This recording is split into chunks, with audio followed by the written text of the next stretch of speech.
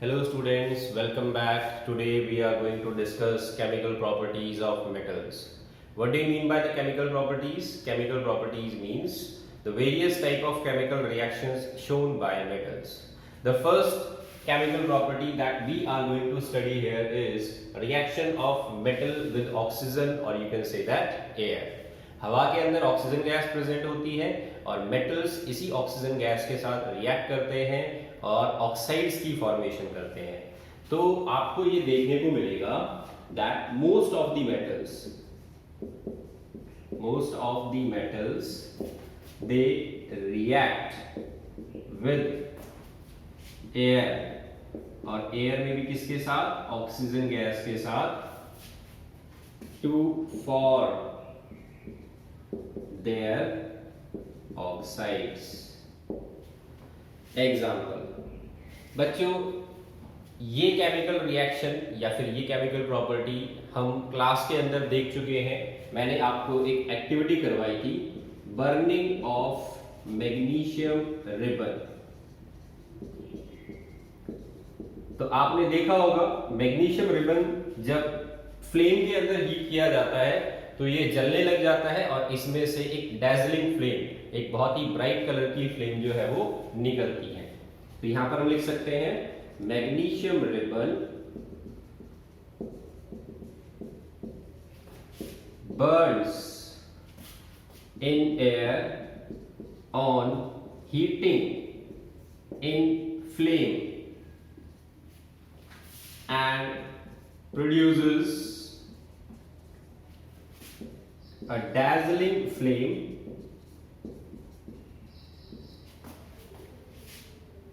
full stop. It changes into a white powder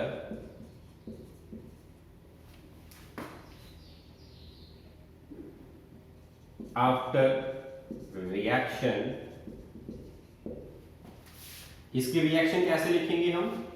magnesium ribbon मतलब Mg किस form में था? सॉलिड स्टेट में लिया गया था। ऑक्सीजन के साथ रिएक्ट करता है, oxygen gas that is present in air. हम हीट करते हैं, इसको फ्लेम के अंदर रखते हैं जब ये रिएक्शन होती है तो, और ये क्या कन्वर्ट कर जाता है? It changes into a white coloured powder, and this white powder is called magnesium oxide. इसका नाम क्या होगा? Magnesium oxide. तो ये रिएक्शन हम क्लास में ऑलरेडी पढ़ चुके हैं। so this is an example of reaction of metal with oxygen. यहां पर आपको एक बात का ध्यान रखना होगा, note, clean the magnesium ribbon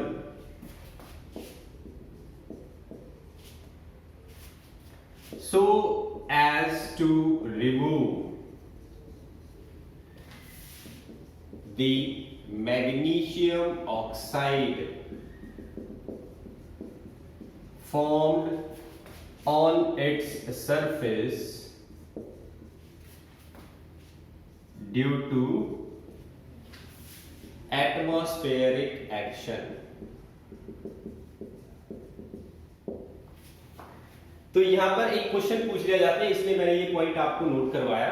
question इस तरीके से पूछा जाता है, why we should clean the magnesium ribbon before heating it in flame. आग में हीट करने से पहले मैग्नीशियम रिबन को क्लीन किया जाता है, ऐसा क्यों करना पड़ता है? तो यहां पर इसका आंसर है, we need to clean the magnesium ribbon because we have to remove the magnesium oxide which is formed on its surface due to atmospheric action. इसकी सरफेस पे हवा के एक्शन की वजह से मैग्नीशियम ऑक्साइड की एक लेयर डिपॉजिट हो जाती है। ये लेयर अगर इसकी सरफेस पे रहेगी तो आप जब इसको हीट करोगे तो इसकी बर्निंग आपको देखने को नहीं मिलेगी। इसलिए अगर आप मैग्नीशियम रिबन को बर्न करना चाहते हो तो पहले आपको इसकी सरफेस को क्लीन करना पड़ेगा ताकि ये आराम से एयर के साथ रिएक्ट कर जाए और बर्निंग का प्रोसेस आपको दिखाई दे, ये फ्लेम दिखाई दे, डैजलिंग फ्लेम। तो ये दो क्वेश्चन हो गए हमारे। एक तो ये एग्जांपल कि मैग्नीशियम रिबन को जब हम हीट करते हैं it produces a white powder और we need to clean the surface in order to carry out this chemical reaction। तो ये हो गया हमारा पहला एग्जांपल। अब हम आ जाते हैं सेकंड एग्जांपल पे। सेकंड एग्जांपल जो हम देखते हैं, this is rusting of iron.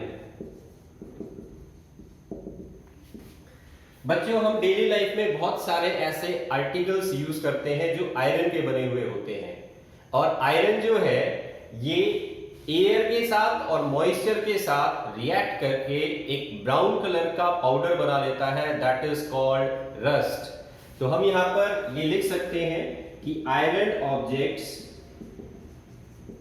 React with air and moisture to form a brown colored powder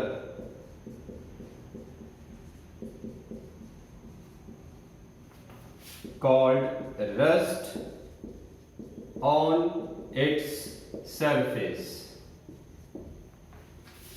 तो इसकी रिएक्शन जो है वो कैसे लिखी जाएगी?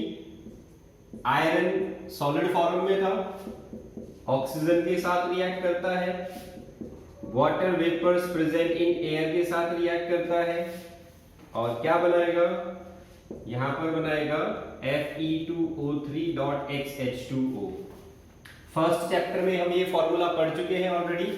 ये आयरन था, ये बना brown coloured powder, it is a brown powder, इसको बोलते हैं रस्ट। तो ये हो गया second example. Iron articles they readily react with oxygen and water vapors present in air to form their oxide। एक और एग्जांपल देखते हैं, corrosion of aluminium।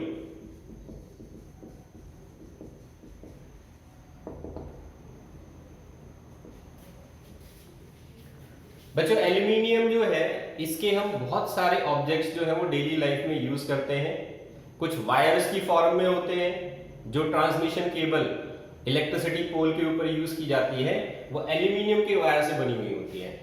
कुछ यूटेंसिल्स भी यूज किए जाते हैं घर में जो एल्यूमिनियम के बने हुए होते हैं, और इसके अलावा और भी कई सारे डेकोरेटिव आइटम्स हैं जो एल्यूमिनियम से बनाए जाते हैं। एल्यूमिनियम जो है इसके केस में अगर हम देखें यहां पर, तो aluminium it react with air and form it's oxide on its surface. तो एल्यूमिनियम का रिएक्शन जो है वो हम यहां पर इस तरीके से लिख सकते हैं,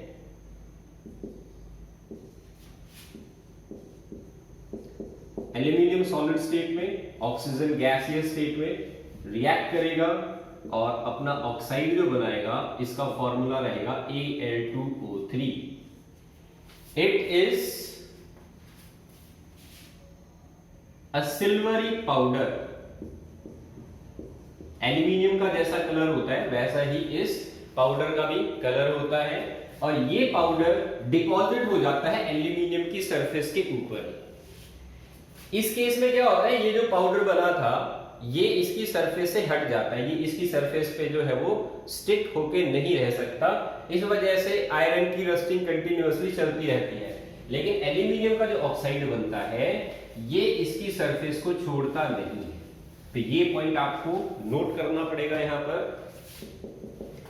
एल्यूमिनियम ऑक्साइड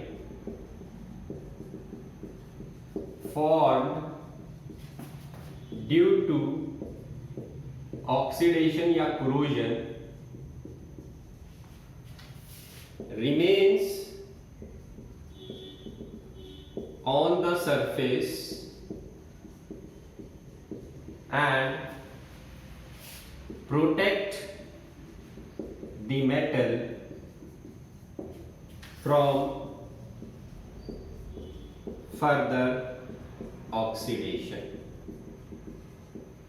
तो इसी वजह से एल्यूमिनियम के जो आर्टिकल्स होते हैं इनकी लाइफ जो है वो बड़ी होती है, क्योंकि इनका जो ऑक्साइड है वो इनकी सरफेस से जो है वो हटता नहीं है। तो एक बार ऑक्साइड जो है वो बन जाए सरफेस के ऊपर, उसके बाद में वो फर्दर आगे कोरोजन नहीं होने देता और एल्यूमिनियम को बचा लेता है फर्दर कोरोजन से। इस वजह से एल्यूमिनियम के आर्टिकल्स की जो लाइफ है वो कंपैरेटिवली लंबी होती है एज कंपेयर टू आयरन। एक और एग्जांपल ले लेते हैं।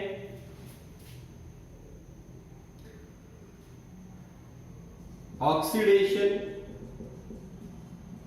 ऑफ कॉपर, या इसको हम ऐसे लिख ले, reaction of copper with oxygen, reaction of copper with oxygen कह लो या एयर कह लो। यहां पर आपको देखने को मिलेगा बच्चों, copper it reacts with oxygen on heating to form a black colored oxide on its surface। इसकी रिएक्शन जो है वो हम यहां पर लिखते हैं,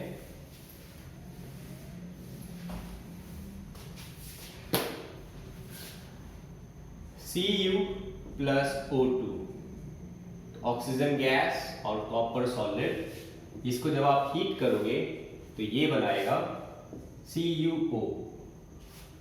this is also called copper 2 oxide, या इसको खाली कॉपर ऑक्साइड भी बोल सकते हैं हम।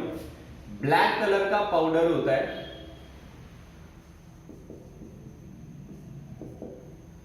और कॉपर ऑक्साइड इसका नाम हो गया। तो कॉपर को हीट करने पर ब्लैक कलर का ऑक्साइड जो है वो आपको मिलेगा। ये कलर्स जो है वो मैंने किस लिए बताए हैं, क्योंकि आप पिछले बोर्ड के पेपर जब उठा के देखेंगे उनमें आपको इनसे रिलेटेड क्वेश्चंस जो है वो मिल जाएंगे।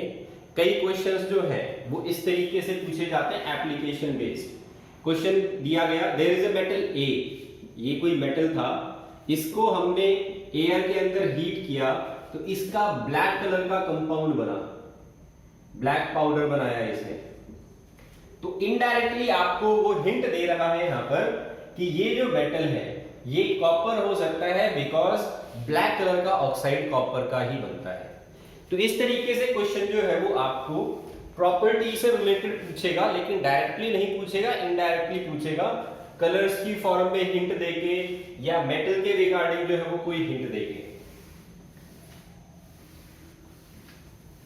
तो ये हो गया कॉपर का एग्जाम्पल। इसके अलावा आपने एक क्वेश्चन जो है वो काफी बार पीछे के चैप्टर्स में भी आया था, सुना भी होगा, sodium metal it must be kept in kerosene. Sodium metal को हम कैरोसिन में डिप करके रखते हैं, ऐसा क्यों? तो sodium metal react with air, और एयर में किसके साथ रिएक्ट करता है? ऑक्सीजन के साथ बेसिकली। तो इसमें क्या होगा? तो देखो बच्चों, आपको मैंने ये एक्टिविटी जब लैब में कराई थी तब भी बताया था कि सोडियम मेटल जब फ्रेशली कट किया जाता है तो उसकी सरफेस जो है वो शाइन करती है सिल्वर की तरह, लेकिन जैसे जैसे टाइम जो है वो स्पेंड होता जाएगा ये सोडियम की सरफेस धीरे धीरे क्या हो जाएगी? डल हो जाएगी, इसकी अपीयरेंस शाइनी नहीं बचती। तो ये चेंज आपको विद इन 1 आवर ही देखने को मिल जाता है लैब के अंदर। तो ये ऑब्जर्वेशन ऑलरेडी जो है वो रिकॉर्ड कर चुके हैं। सोडियम मेटल जो है ये हाईली रिएक्टिव मेटल की कैटेगरी में आता है और ये एयर के साथ रिएक्ट कर लेता है अपना ऑक्साइड बनाने के लिए। तो sodium metal when freshly cut reacts with the air, yeah, reacts with the oxygen present in air, and hence the shiny appearance of metal becomes dull। तो यहां पर हम रिएक्शन लिखते हैं, सोडियम मेटल सॉलिड स्टेट में था, react करता है ऑक्सीजन के साथ और क्या बनाएगा, सोडियम अपना ऑक्साइड बनाएगा और इसके ऑक्साइड का फॉर्मूला होता है Na2O। It is a grey coloured powder और you can say it is a greyish layer which is accumulated on the surface of sodium metal, इसको बोलते हैं सोडियम ऑक्साइड। तो ये हो गई सोडियम की रिएक्शन ऑक्सीजन के साथ, इसको बैलेंस कर लेते हैं, तो ये रिएक्शन हो गई balance. So in this way sodium metal it reacts with air. और कुछ एग्जांपल्स ले लेते हैं जिसमें मेटल जो है वो रिएक्ट करते हैं।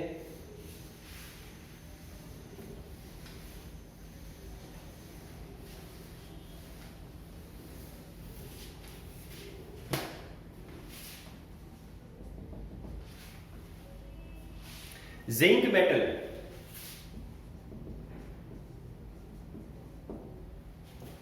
reacts with oxygen. तो बच्चों आपने देखा होगा जिंक मेटल जो है इसकी ग्रेइश अपीयरेंस होती है, थोड़ा सा ग्रेइश कलर का होता है ये मेटल, और अगर इसको zinc metal reacts with air, that is oxygen, on heating to form zinc oxide. तो यहां पर हम लिख सकते हैं जिंक मेटल सॉलिड स्टेट में हमने लिया, इसकी हमने रिएक्शन कराई एयर के साथ, एयर के अंदर ऑक्सीजन गैस के साथ ये रिएक्ट करता है, हीट करना पड़ेगा इस मेटल को क्योंकि थोड़ा सा कम रिएक्टिव होता है, और ये क्या बनाएगा, जिंक ऑक्साइड सॉलिड। तो ये जो जिंक ऑक्साइड बनता है इसकी भी डल अपीयरेंस होती है, हल्का सा ग्रेइश कलर होता है इसका भी। तो ये हो गई हमारी केमिकल प्रॉपर्टी ऑफ जिंक। तो इन सभी रिएक्शंस के अंदर हम ये ऑब्जर्व कर रहे हैं कि मेटल्स जो है वो अपने ऑक्साइड्स की फॉर्मेशन कर रहे हैं एयर के साथ रिएक्ट करने पर। तो हम यहां पर लिख सकते हैं all the metals generally react with oxygen in the air, metals react with oxygen in the air to form their oxides। अब जैसा कि हम यहां पर रिएक्शन जब लिख रहे थे तब हमने कुछ रिएक्शंस में ऐसे सिंबल यूज किए थे, इन सिंबल का मतलब होता है हीटिंग। इन रिएक्शंस में आपको हीट करना पड़ेगा। तो ये मेटल्स जो है ये सभी एक जैसी रिएक्टिविटी शो नहीं करते एयर के साथ या फिर कह लो ऑक्सीजन के साथ। कुछ मेटल्स तो ऐसे होते हैं जैसे कि सोडियम, जिसको आप फ्रेशली अगर कट करते हैं तो कुछ ही घंटे में उनकी अपीयरेंस जो है वो डल हो जाती है, मतलब वो इतना ज्यादा फास्टली रिएक्ट करते हैं एयर के साथ कि कुछ ही टाइम के अंदर वो अपना केमिकल चेंज आपको शो कर देंगे। लेकिन कुछ मेटल्स ऐसे होते हैं जैसे कि आयरन अपना ऑक्साइड बनाता है, लेकिन उसको ये ऑक्साइड बनाने में कई दिन लग जाते हैं, हो सकता है महीना भी लग जाए। तो यहां पर हम ये ऑब्जर्व कर रहे हैं कि मेटल्स एयर के साथ रिएक्ट तो कर रहे हैं, लेकिन सभी मेटल्स की रिएक्टिविटी जो है वो एक जैसी नहीं है। सभी मेटल्स अलग अलग टाइम इंटरवल लेते हैं इस रिएक्शन को पूरा करने के लिए।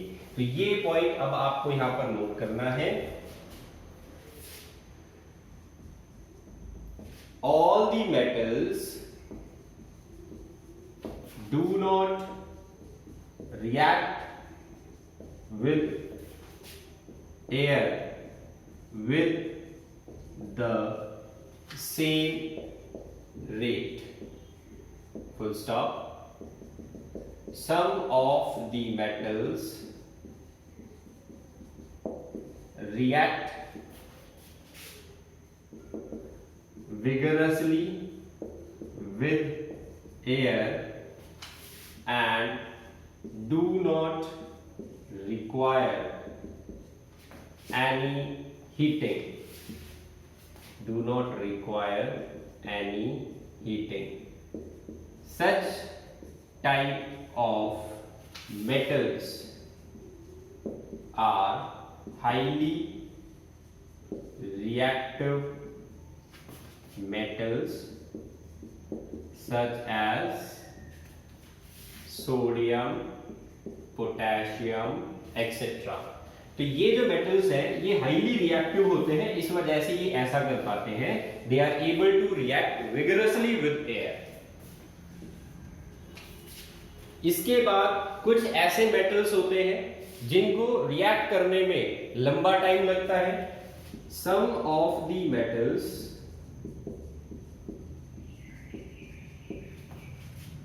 Take a longer duration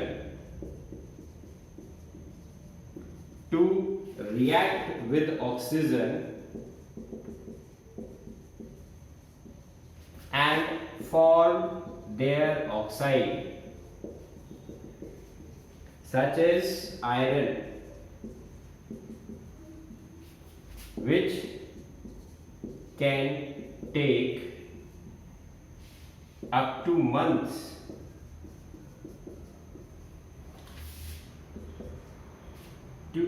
for rusting। ठीक है, इसके बाद में आते हैं कुछ ऐसे मेटल्स which require heating।